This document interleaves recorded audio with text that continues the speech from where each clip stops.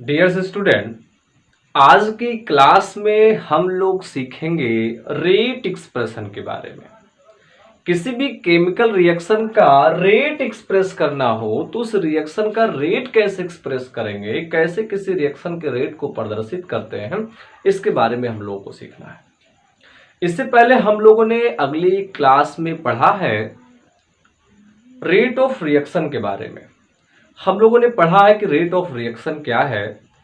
Reactant और product concentration में changing होना with respect to time is called rate of reaction. उसी को हम लोग अपक्रिया की दर या अपक्रिया का वेग कहते हैं। अपक्रिया का वेग क्या है, अपक्रिया की दर क्या है, आपने पढ़ा है, लिखा है कि समय के साथ साथ अभिकारक की सांद्रता में परिवर्तन होना, उत्पाद की सांद्रता में परिवर्तन होना ही अपक्रिया का दर होता है, अपक्रिया का दर कहलाता है। Change into the reactant concentration or change into the product concentration with respect to time is called rate of reaction. But today will be discuss about rate expression. किसी भी केमिकल रिएक्शन का रेट एक्सप्रेस करना हो तो आप उस chemical reaction का rate कैसे एक्सप्रेस करेंगे, हमें ये सीखना है। और इसके साथ साथ में हम लोग को सीखना है कि न्यूमेरिकल पोर्शन इस रेट ऑफ रिएक्शन से या अपक्रिया की दर, अपक्रिया के वेग से अगर कोई न्यूमेरिकल्स आता है तो उस न्यूमेरिकल्स को आप कैसे सॉल्व करेंगे। तो ये रेट एक्सप्रेशन हम लोग को हेल्प करेगा न्यूमेरिकल को सॉल्व करने में। तो सो विल बी रेडी, हम लोग रेडी होंगे इस रेट एक्सप्रेशन को पढ़ने के लिए। और इसके लिए आप रफ और पेन दोनों यूज करिए, साथ में मेरे यूज करिए। चलिए देखते हैं रेट एक्सप्रेशन कैसे करते हैं। एक रिएक्शन दिया गया है, इस रिएक्शन को देखिए।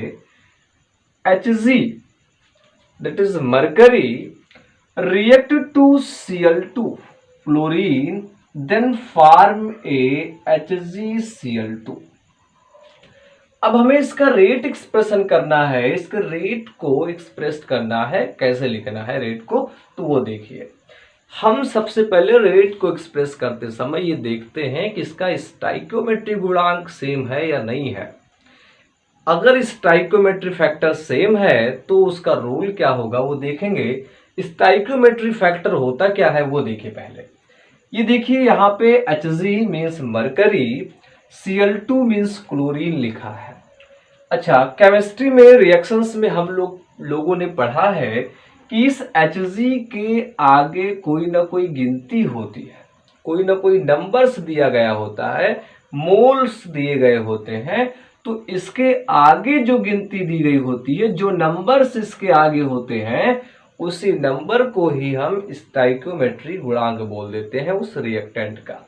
तो यहां पर इसका स्टाइकियोमेट्री गुणांक कुछ भी नहीं दिया गया है, तो मान लेंगे, सपोज करेंगे इसका 1 मोल है, इसका स्टाइकियोमेट्री गुणांक कितना है, 1 है। तो इसका भी स्टाइकियोमेट्री गुणांक कितना होगा, 1 होगा, और इसका भी स्टाइकियोमेट्री गुणांक 1 होगा। तो यहां हम देख रहे हैं कि जो रिएक्टेंट है और प्रोडक्ट है, दोनों का स्टाइकियोमेट्री गुणांक बिल्कुल सेम है।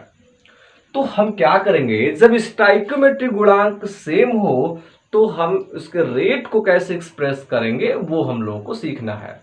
तो जरा देखो, इससे पहले हम लोगों ने पढ़ा है कि जब भी कभी हमें रेट ऑफ रिएक्शन लिखना होता था, अपक्रिया की दर बतानी होती थी, तो हम लोगों ने पढ़ा है rate of reaction equal to change into the reactant concentration upon taken time. Reactant concentration में परिवर्तन होना विद रिस्पेक्ट टू टाइम, समय के साथ साथ अभिकारक की सांद्रता में परिवर्तन होना ही क्या कहलाता है, रेट ऑफ रिएक्शन कहलाता है। तो यहां हमें इस रेट ऑफ रिएक्शंस को एक्सप्रेस करना है, प्रदर्शित करना है। तो इसके लिए हम क्या करेंगे, यहां पे हम देख रहे हैं कि सभी का स्टाइकियोमेट्री गुणांक बिल्कुल सेम है, और जब सेम है तो हम ऐसे लिख देंगे। क्या लिखेंगे, rate of reaction equal to, तो यहां जो रेट ऑफ रिएक्शन होगा वो अभिकारक की सांद्रता परिवर्तन के बराबर होगा। तो अभिकारक यहां पे हमारा क्या है, Hg है, तो Hg का जो कंसंट्रेशन है उसमें क्या चेंजिंग हो रही है upon taken time equal to दूसरा रिएक्टेंट क्या है क्लोरीन है तो उस क्लोरीन में चेंजिंग को देखेंगे चेंजिंग को शो करेंगे डेल से अपॉन टेकन टाइम। ठीक ऐसे ही बेटे यहां पे देखेंगे अगर आप रिएक्टेंट नहीं ले रहे तो आपने पढ़ा है कि हम प्रोडक्ट कंसंट्रेशन भी यूज कर सकते हैं। तो प्रोडक्ट क्या है हमारा HgCl2 में चेंजिंग HgCl2 की सांद्रता में परिवर्तन अपॉन टेकन टाइम। तो हियर हम क्या देख रहे हैं कि Hg इज ए रिएक्टेंट और कल की क्लास में इससे पहले की लेक्चर में हम लोगों ने पढ़ रखा है कि रिएक्टेंट का कंसंट्रेशन हमेशा कम होता जाता है तो Hg की कंसंट्रेशन में हमेशा कमी आएगी, Cl2 की कंसंट्रेशन में हमेशा कमी आएगी और HgCl2 this is a product और product concentration always increase so HgCl2 के कंसंट्रेशन में हमेशा वृद्धि होगी। तो इस तरीके से हम रेट एक्सप्रेस करते हैं। तो ये जो रिएक्शन देख रहे हैं वो रेट एक्सप्रेस रिएक्शन है किसका है HgCl2 का इस रिएक्शन का है। ठीक ऐसे एक दूसरा क्वेश्चन दिया गया हो दूसरा रिएक्शन दिया गया हो जिससे हमें रेट को एक्सप्रेस करना हो तो उस रिएक्शंस के रेट को हम कैसे एक्सप्रेस करते हैं उसको चेक करते हैं एक बार। देखिए दूसरा है दिस इज फर्स्ट। सेकंड को समझेंगे। सेकंड को देखिए 2Hi gives out H2 plus I2। तो अब इसके रेट को इस रिएक्शंस के रेट को एक्सप्रेस करना है इसके वेग को बताना है तो हम क्या लिखेंगे वेग इक्वल टू क्या लिखेंगे बेटे ये देखो जरा पे यहां इसका स्टाइक्योमेट्रिक गुणांक कितना है 2 है इसका स्टाइक्योमेट्रिक गुणांक क्या है 1 है इसका स्टाइक्योमेट्रिक गुणांक क्या है 1 है 1 है। तो क्या इसके स्टाइक्योमेट्रिक गुणांक सेम है इस रिएक्शंस को देखिए और देखिए कि इनकी स्टाइक्योमेट्रिक गुणांक सेम है या नहीं है। तो हम लोग ये देखेंगे कि इनका जो स्टाइक्योमेट्रिक गुणांक है वो सेम नहीं है क्योंकि रिएक्टेंट्स के 2 मोल है और रिएक्टेंट्स के 2 मोल है और प्रोडक्ट के 1 मोल है। तो जब स्टाइक्योमेट्रिक गुणांक सेम ना हो तो हम उसके स्टाइक्योमेट्रिक गुणांक को सेम करने के लिए जो भी डिजिट दी गई होती है वो डिवाइड में चली जाती है वो बटे में चली जाती है बस ये काम करना होता है। अगर स्टाइक्योमेट्रिक गुणांक सेम होता है तो उसमें हम कोई भी चेंज नहीं करते हैं यूं जिस तरीके से मैं नोट किया है ऐसे ही नोट करते हैं। लेकिन अगर इसका स्टाइक्योमेट्रिक गुणांक सेम नहीं होता है यहां देखिए 2 है यहां 1 है इसका मतलब स्टाइक्योमेट्रिक गुणांक सेम नहीं है और जब स्टाइक्योमेट्रिक गुणांक सेम नहीं होगा तो हम चेंजिंग करेंगे। क्या चेंजिंग करेंगे ये जो गुणांक दिया गया होगा वो बटे में जाता है। अच्छा ये होता किस लिए है वो इसलिए होता है ताकि रिएक्टेंट का स्टाइक्योमेट्रिक गुणांक और प्रोडक्ट का स्टाइक्योमेट्रिक गुणांक फैक्टर दोनों इक्वल हो सके इसलिए हम लोग ऐसा करते हैं। तो आप लोग देखेंगे वेग इक्वल टू हम क्या लिखेंगे हम लिखेंगे Hi हाइड्रोजन आयोडाइड की कंसंट्रेशन में चेंजिंग अपॉन लगा समय। अच्छा दूसरी चीज देखो इसका स्टाइक्योमेट्रिक गुणांक 2 है और हम लोगों ने पढ़ा है कि जो भी गुणांक दिया गया होगा वो बटे में जाएगा तो हो जाएगा बेटा 1/2 1/2।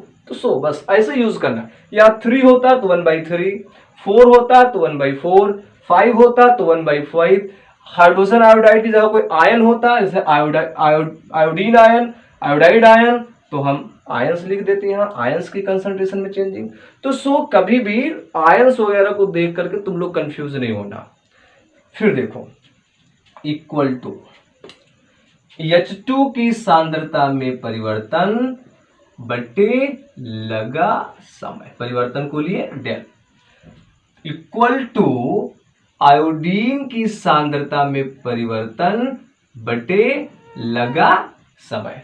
तो फिर वही चीज, ये रिएक्टेंट मॉलिक्यूल्स है और रिएक्टेंट मॉलिक्यूल्स के आप किसका यूज करेंगे, माइनस का, प्रोडक्ट के लिए प्लस का, प्रोडक्ट के लिए प्लस का। So that is rate expression. अब किसी भी रिएक्शंस का रेट एक्सप्रेस करना हो तो एक सिंपल तरीका है, आप किसी भी रिएक्शंस के रेट को एक्सप्रेस कर सकते हैं। अच्छा, दूसरा देखिए, थर्ड है रेट एक्सप्रेस करने के लिए 2H2O gives out 2H2O plus O2। अच्छा, यहां मुझे एक चीज, एक टॉपिक समझाना है, इसलिए मैं इसको H2O2 कर देता हूं। This is hydrogen peroxide. Hydrogen peroxide break होगा, डिकम्पोज होगा, टूटेगा, टूट करके बनाता है H2O और हाफ O2। अब चलें इसको सॉल्व करते हैं। इसका रेट एक्सप्रेशन करना हो, सेम वही चीज यहां भी देखेंगे कि क्या स्टाइकियोमेट्री फैक्टर सेम है या नहीं है। अगर स्टाइकियोमेट्री फैक्टर सेम नहीं है तो जो भी फैक्टर्स दिया गया होगा वो डिवाइड में जाना है।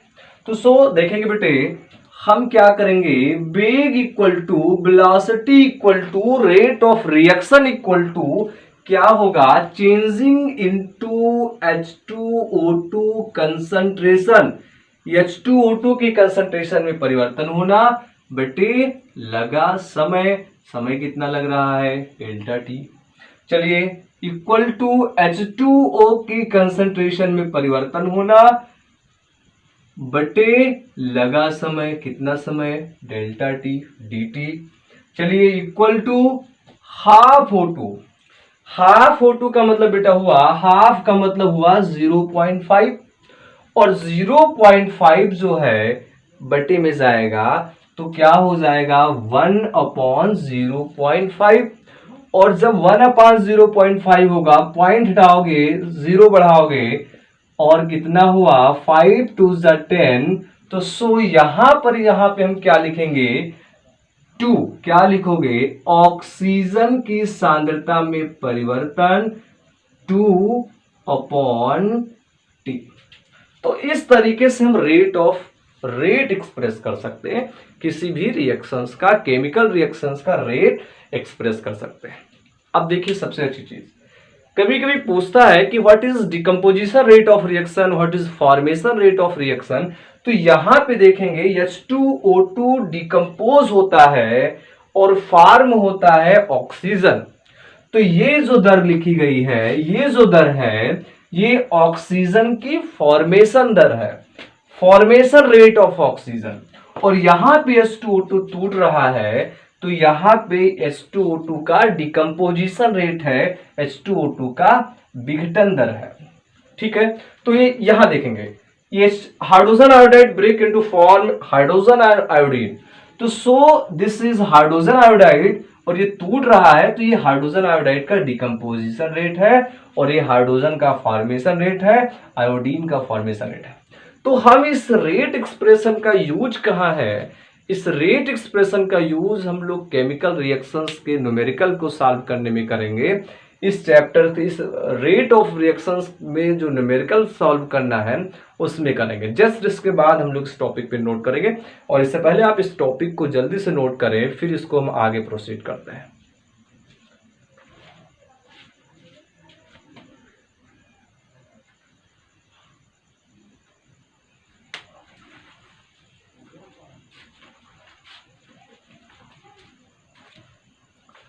तो सभी लोग एक क्वेश्चन देखेंगे और ये क्वेश्चन रेट एक्सप्रेशन से है कि किसी भी रेट को कैसे एक्सप्रेस करेंगे और वो हम लोगों ने सीखा है। अब उस रेट एक्सप्रेशन पर एक न्यूमेरिकल्स मैंने लिख रखा है। ये न्यूमेरिकल्स क्या है देखेंगे, decomposition of N2O5 is expressed by the equation N2O5 gives out 2NO2 plus half O2 if during a certain time of interval the rate of decomposition of N2O5 is 1.8 into 10 की power minus 3 mole per liter into minute, to what will be rate of formation of NO2 and O2 during the same time। ये questions दे रखा है, एक इसको मैं हिंदी में कहूँगा और इसको सुनेंगे कि N2O5 की विघटन रिएक्शंस को दे दिया गया है, प्रदर्शित किया गया है। A certain time of interval, decomposition of N2O5 is 1.8 into 10 की पावर -3 मोल पर लीटर। कुछ टाइम इंटरवल के बाद जो N2O5 का डिकम्पोजिशन दर है, विघटन दर है, वो 1.8 गुणे 10 की घात -3 मोल प्रति लीटर इंटू मिनट है। तो what will be rate of formation NO2 NO2 during the same time. इसी सेम टाइम में, इसी समय में NO2 का निर्माण दर और ऑक्सीजन के निर्माण दर को ज्ञात कीजिए। ऑक्सीजन और NO2 का निर्माण दर क्या होगा, इसको बताइए। तो ये सॉल्व करना है। तो सबसे पहला काम आप रेट एक्सप्रेशन करेंगे, उसको लिखेंगे। क्या है जरा देखो, N2O5 है, सॉल्व करेंगे। थोड़ा स्पीड में सॉल्व करेंगे ताकि सारे टॉपिक को मैं कवर कर सकूं। N2O5 है तो हम जानते हैं बेटे, क्या जानते हैं, वेग equal to rate of reaction equal to N2O5 के कंसंट्रेशन में चेंजिंग अपॉन टेकन टाइम। ठीक है, इक्वल टू NO2 के कंसंट्रेशन में changing equal to taken time. यहां देखेंगे इसका स्टाइकोमेट्रिक गुणांक 1 है तो वहां कोई बात नहीं, 2 है तो मैंने क्या कहा था कि अगर 2 होगा तो 1/2 लिखना है, 3 होगा तो 1/3 लिखना है, 4 है तो 1/4 लिखना है। इस तरीके से चेंजिंग करनी है। तो नेक्स्ट देखेंगे बेटे, इक्वल टू ऑक्सीजन के कंसंट्रेशन में चेंजिंग अपॉन टेकन टाइम। तो देखेंगे यहाँ हाफ है और हाफ के लिए इससे पहले में हम लोगों ने सॉल्व किया है। हाफ इज 0.2 0.5 और 0.5 को अपॉन में ले जाएंगे, हटाइए और 5 टू जा, तो यहां पे हम क्या लिखेंगे, 2 लिखेंगे। क्लियर। चलिए ज्ञात क्या करना है, कैलकुलेट क्या करना है, N2O5 का फॉर्मेशन रेट। मैंने बताया N2O5 विघटित हो रहा है तो ये विघटन रेट है, ये फॉर्मेशन रेट है, ये फॉर्मेशन रेट है। किसका किसका बताना है, NO2 का बताना है और O2 का बताना है। तो सभी को एक साथ बता नहीं जा सकता, पहले आप एक NO2 को बता दीजिए, दूसरी बार O2 को, लेकिन O2 आप बताएंगे। NO2 का कैलकुलेशन मुझे करना है। देखो कैसे करेंगे, ठीक वैसे आप लोग O2 का करेंगे। देखिए मैं कैसे कर रहा हूं, मैंने लिख दिया है, कह रहा है कि ये वैल्यूज और ये वैल्यूज दोनों क्या है, दोनों वैल्यूज बराबर है। तो बराबर तो नोट कर दो, ऐसे नोट कर दिया मैंने। Del concentration of N2O5 upon delta t equal to half, ध्यान से देखेंगे सभी लोग, NO2 अपॉन टेकन टाइम। बिल्कुल रेडी है सभी लोग, देखेंगे। और फिर देखिए इसकी वैल्यू दी गई है, विघटन दर दिया गया है 1.8, तो इसकी वैल्यू 1.8 टेक करिए। इसकी वैल्यू हम लिख सकते हैं 1.8 इंटू 10 की power -3 upon delta t equal to half. और भाई NO2 को कैलकुलेट करना है, उसको यूं है लिखना रहने दीजिए। और डेल्टा टी क्योंकि सेम टाइम है, टाइम समान है, सेम टाइम है, इसलिए टी से टी कैंसिल, और 2 भाई ये गुणा हो जाएगा, मल्टीप्लाई होगा, और इसका भी मल्टीप्लाई करोगे इधर 1 मिल जाएगा।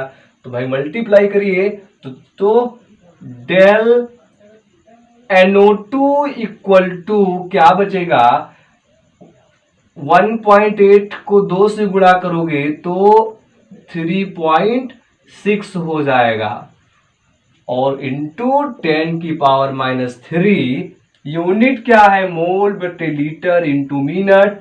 तो आप लिख दीजिए मोल बटे लीटर इंटू मिनट।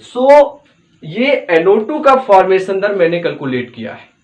आपको O2 का फॉर्मेशन रेट कैलकुलेट करना है। मैं थोड़ा हिंट करूंगा, आप इस बार काम करिए, इसकी ये वैल्यूज और ये वैल्यूज ले लीजिए। कैसे लोगे, मैं दे रहा हूं, देखिए जरा।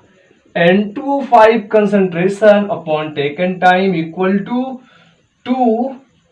O2 concentration upon taken time. तो taken time to taken time cancel, इसको बताना ही है, इसकी वैल्यू आप जानते हो, वैल्यू पुट करोगे और 2 को इधर लाओगे, क्रॉस करोगे, आंसर मिल जाएगा। तो इसका आंसर लिखना है और लिख करके कमेंट बॉक्स में इसका आंसर जरूर दीजिएगा सभी लोग। ये इसका आंसर खुद आप लोग सॉल्व करेंगे रेट एक्सप्रेशन से। तो सो गाइज जल्दी नोट करिए और इसके बाद में आगे का टॉपिक सेलेक्ट करता हूं।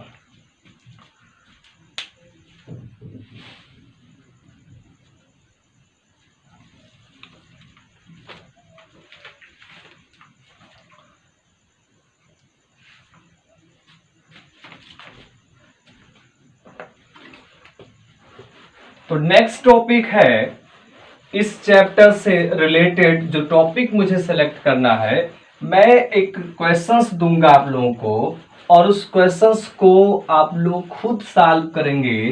ठीक इसी से रिलेटेड क्वेश्चंस है और ये क्वेश्चंस है, देखेंगे लिखा हुआ है निम्नलिखित अभिक्रिया में H2O2 का विघटन दर, मैं लिख दे रहा हूं, सभी लोग इसको करके लाएंगे, नोट करके कमेंट बॉक्स में इसका आंसर देंगे। क्वेश्चंस देखेंगे, लिखा हुआ है निम्नलिखित अभिक्रिया में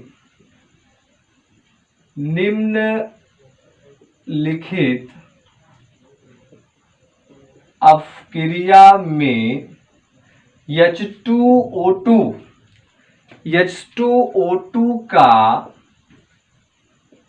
विघटन दर 2×10⁻⁴ मोल प्रति लीटर इंटू मिनट है। वही सेम बिल्कुल है, मोल प्रति लीटर इंटू मिनट है। तो O2 की निर्माण दर बताइए। तो इस टाइप के क्वेश्चंस बिल्कुल इससे पहले लगाया गया है, सॉल्व करेंगे। रिएक्शन क्या है एक बार देख लीजिए। H2O2 हाइड्रोजन परऑक्साइड का विघटन हो रहा है, ब्रेक होता है H2O में और हाफ O2 में। तो ये जो O2 का निर्माण दर है ये बताना है और ये विघटन दर में टूट रहा है ना, तो H2 का विघटन हो जाएगा। इसका विघटन दर दिया गया है, कितना है 2×10⁻⁴ 2×10⁻⁴ मोल प्रति लीटर इंटू मिनट है। तो इसको सभी लोग सॉल्व करेंगे और इसका जो भी आंसर आएगा आप कमेंट बॉक्स में इसका आंसर देंगे।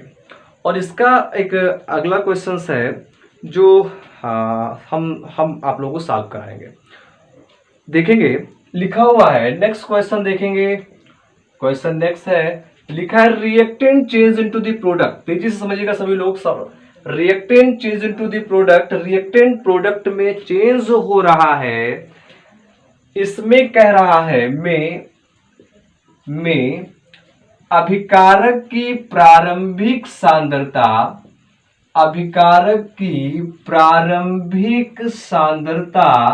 0.03 मोलर है। कितने मिनट के बाद? 25 मिनट के बाद कह रहा है। 25 मिनट के बाद कितना हो जा रहा है? 25 मिनट के बाद हो जा रहा है, 25 मिनट के बाद 0.02 मोलर हो जाता है। अपक्रिया की दर बताइए, अपक्रिया की दर बताइए। भाई आप लोग बताएंगे कि ये कैसा वेग होगा, औसत होगा या तत्कालिक होगा। भाई 25 मिनट टाइम इंटरवल ज्यादा है और जब टाइम इंटरवल ज्यादा होगा तो हम कहेंगे वेग कैसा होगा, औसत वेग होगा। तो क्वेश्चन बन गया औसत वेग बताइए। रिएक्टेंट चेंज प्रोडक्ट में अभिकारक की प्रारंभिक सांद्रता, तो रिएक्टेंट चेंज हो रहा बेटा किसमें? प्रोडक्ट में। इनिशियल कंसंट्रेशन कितना है? इनिशियल कंसंट्रेशन बेटा देखो कितना है, 0.03 मोल है। फाइनल कंसंट्रेशन कितना है? 0.02 मोल है। टाइम दिया गया है 25 मिनट का टाइम दिया गया है। तो what is difference? Difference reactant में डिफरेंस कितना है? तो 0.03 में तो डिफरेंस बेटे आएगा, जरा ध्यान देना, डिफरेंस आएगा 0.01। तो कैलकुलेट करेंगे, हमें क्या बताना है बेटा, औसत वेग बताना है। तो बेटे औसत वेग क्या हो जाएगा, आप लिखेंगे औसत वेग बराबर अभिकारक की सांद्रता परिवर्तन, अभिकारक की सांद्रता परिवर्तन बटे लगा समय। तो बेटे अभिकारक की सांद्रता में कितना परिवर्तन हो रहा है, 0.01 अपॉन कितना समय है, 25 मिनट। जरा देखेंगे, इस पॉइंट को इधर ले आइए तो बेटा हो जाएगा 1/25 इंटू 10⁻²। अच्छा 25 को 1 से जब डिवाइड करोगे तो आएगा 0.04, 25 को 100 तो कितना है बेटा 10⁻²। अब इसको भी यहां लेकर चले आओ तो 2 अंक ले गए तो 2 उधर था, 2 2 4, तो कितना आया, आंसर देखेंगे सभी लोग, आंसर देखिए आया औसत वेग बराबर 4 × 10⁴ मोल प्रति लीटर इंटू मिनट। सो ये इसका क्या हो जाएगा, आंसर हो जाएगा। तो इस टाइप के सवाल क्वेश्चंस आप लोग अपने बुक में देखिएगा, एनसीईआरटी की बुक में देखिएगा, कॉम्पिटिटिव एग्जाम्स की बुक में देखिएगा और इस टाइप के क्वेश्चंस आप लोग सॉल्व करिएगा।